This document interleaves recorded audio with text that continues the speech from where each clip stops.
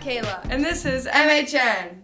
On this week's episode, you can expect to see You Tell Me, men moving, Boston sports, and boys biking. Speaking of You Tell Me, today they're going to be interviewing your classmates and asking what their biggest fear is. And I never got to ask you what your biggest fear is, Kayla. I think I gotta say drowning. What about you? I don't know if it's my biggest fear, but I'm pretty scared of heights. Yeah. You know, I like roller coasters and everything, but I just get kind of scared of heights. Not the height part? Yeah. Well, now it's time to see your classmates' answers. Here's JT and Felix with You Tell Me. Roll the clips! Welcome back to this week's episode of You Tell Me. I'm your co-host Felix, and we hope you enjoy this week's episode. What's your name and your occupation? Tony, and I'm the lead custodian here at Maynard High School. What is your biggest fear? Heights. If you could fill a pool with one thing, what would it be? Gold. What is your name and your occupation? Grafton Norris, and I work at the Maynard Fine Arts Theater. If you could fill a pool with one thing, what would it be? Probably Haribo gummy bears. Please state your name and occupation. Gav Mancini, I'm a student. If you could fill a lake with anything, what would you fill it with? Probably apple juice. I like apple juice. If you had to survive a zombie apocalypse with two teachers, which teachers would you choose and why? Definitely Mr. Paterno and Mr. Chan. What's your name and occupation? I am Bruce, and I go to Maynard High School. What is your biggest fear? My biggest fear is probably heights. I'm not going to lie. Heights really scare me. What's your name and your occupation? Jackson Caldwell, and I'm an entrepreneur. What are your thoughts on Felix Freeman? I love Felix Freeman. Please state your name and occupation. I'm Riley Noak, and I work at Jersey Mike's. If you could fill a lake with anything, what would you fill it with? Kool-Aid. Thank you for another great episode of You Tell Me, Matt at Grafton and Henry. Hello MHN viewers, and welcome back to Men Movieing. On today's episode, we will be reviewing one of the greatest movie films of all time. Borat No. 2, subsequent movie film, is a seamless blend of fiction and non-fiction, which came out in 2020, directed by Jason Woliner, and starring and produced by Sacha Baron Cohen.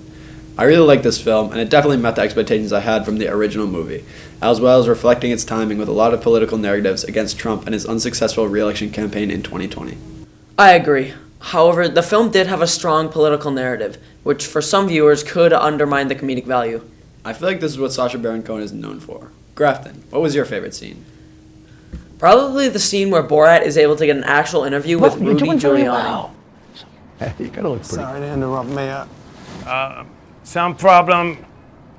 I think we cancel interview. Mm-hmm. I don't think we need. Because yeah, what do I do? Just I've already checked. Okay. Is that better? Yeah, that's a bit better. Let me just listen in for a bit. Yeah. Is she asking too many questions? No, she's doing great. Oh yeah, that scene made a large impact on the film, as well as it making it onto the news for pranking an important politician. But it also shows the true side of U.S. politicians because he didn't know that it was of a mockumentary. I definitely agree, and that's why it's my favorite scene. What about you, Henry? What's your favorite scene? Mine is definitely when he goes to a Trump rally and starts singing a song on stage, which eventually gets him kicked out. I just love this scene because it's just hilarious and it shows the problems that happen when you mess with people who have super strong ideologies. Obama was a traitor. America, he hated. He belonged inside the jails. I ain't lying, it ain't no jokes. I hated that scene. Borat stinks. The whole movie stinks. I don't ever want to do this again. I'm leaving. Well, ladies and gentlemen, I think this is the end of Men Movie, and Grafton has finally snapped goodbye. Hi, I'm Evan, and welcome back to Boston Sports News.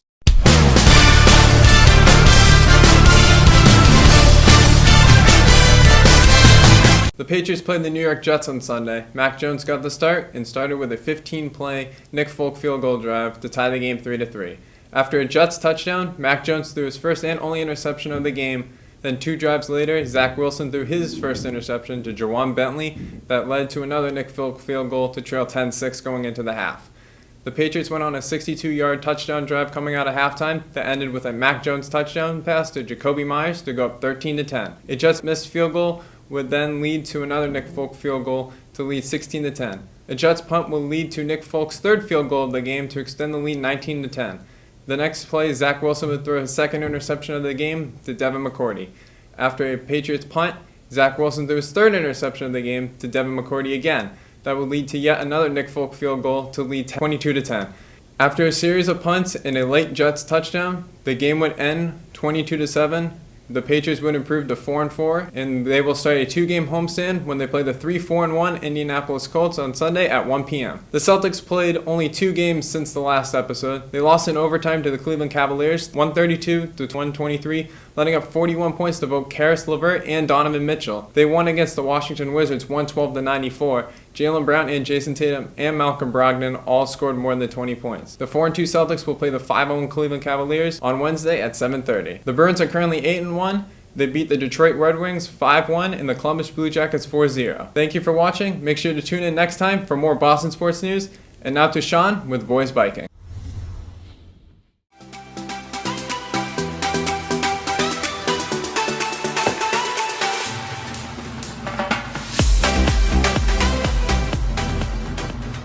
Hey guys, and welcome back to Boys Biking. Today, I'm going to go over what I believe are the 5 most fundamental parts of a mountain bike. Coming in 5th place is the drivetrain. The drivetrain is the system on the bike that lets you shift gears. The 2 main components of a drivetrain are the shifter and the derailleur.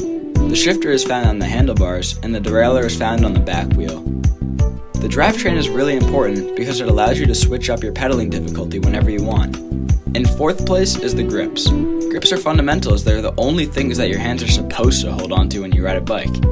There's so many different types of grips. Some people like a softer one, and some people like a more solid one. But nobody likes these grips that have a flap at the end of them. Pretty much all grips have a closed off end to protect the end of the bar and you. But there are still more important things. In 3rd place are the pedals. When riding a bike, your feet need to have something to rest on, and that is where pedals come into play. There are 2 main types of pedals on mountain bikes. There are clipless pedals that you have to wear a special shoe for so your foot stays clipped onto the pedals, and there's flat pedals which have pins and you can see them on this bike.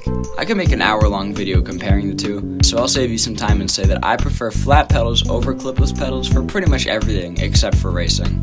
In 2nd place are brakes. Mountain biking would probably not exist if it weren't for brakes. A good set of brakes is absolutely necessary on a mountain bike, as controlling your speed is crucial on any terrain. Brakes stop you from smacking into trees, flying into the street, and from sending yourself off that cliff that you thought was part of the trail. Some bikes have one brake, but most bikes, like this one, have both a front and a back brake.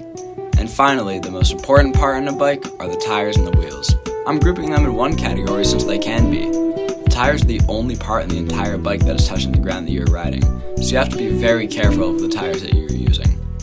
There's a countless amount of different tires with different tread patterns and thicknesses that all have different purposes, and if you pick the wrong type of tire, it's a lot easier to crash. And that's it, the 5 most important parts of a bike. I'm Sean Leahy, and this was Boys Biking. I'll see you in the next episode.